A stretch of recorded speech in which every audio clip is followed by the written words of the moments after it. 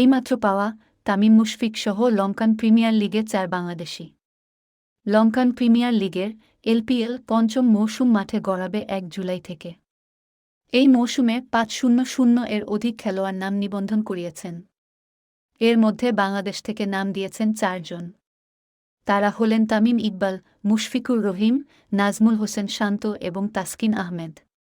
আজ সোমবার এক সংবাদ বিজ্ঞপ্তিতে এ তথ্য জানিয়েছে শ্রীলঙ্কা ক্রিকেট বোর্ড।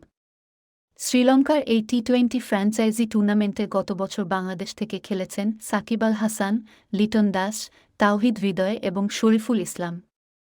আপাতত ক্রিকেটারদের নাম নিবন্ধন করা হয়েছে। তবে নিলামের দিনক্ষণ এখনও চূড়ান্ত হয়নি। রাত পোহালে শেখ জামাল ধানমন্ডি ক্লাবের সাথে খেলা, যে ম্যাচ জিতলেই চ্যাম্পিয়ন। অথচ মূল স্কোয়াডের ১-০ জন নেই ক্যাম্পে। লিটন দাস, নাজমুল হোসেন শান্ত, তাওহিদ হৃদয়, আফিফ হোসেন ধ্রুব, জাকের আলী অনিক, তাসকিন আহমেদ, শরীফুল ইসলাম, মোহাম্মদ সাইফুদ্দিন, তানজিম হাসান সাকিব আর তানভীর ইসলাম এখন চট্টগ্রামের রেডিসন ব্লু হোটেলে টিম বাংলাদেশের বহরে। ঘোর বিপাকে আবাহনী ম্যানেজমেন্ট। এমনিতেই ১-০ জন অতি নির্ভরযোগ্য পারফর্মার নেই। তার উপর ইনজুরির শিকার হয়েছেন পেসার খালেদ আহমেদ আর ওপেনার মাহমুদুল হাসান জয়। এক কথায় একজন মাঠে নামানোই দেয়। কি করবে আবাহনী? মঙ্গলবার বিকেএসপি মাঠে শেখ জামাল ধানমন্ডি ক্লাবের বিপক্ষে কারা খেলবেন আবাহনীতে?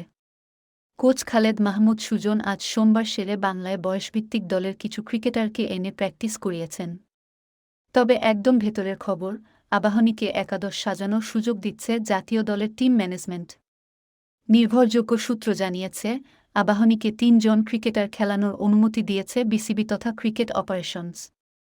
ক্রিকেট অপসের চেয়ারম্যান জালাল ইউনুস আজ সোমবার পরন্ত বিকেলে জাগো নিউজকে এ তথ্য নিশ্চিত করে বলেন, আমাদের কাছে আবাহনী, মোহামেডান আর শাইনপুকুর ৩ দল প্লেয়ার ছাড়ার আবেদন করেছে।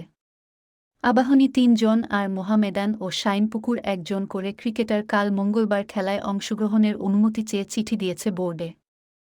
আমরা আবাহনীকে ৩ জন আর মোহামেডানের ১ জন, মাহমুদুল্লাহ রিয়াদ, ৩-০ এপ্রিল খেলার অনুমতি দিয়েছি।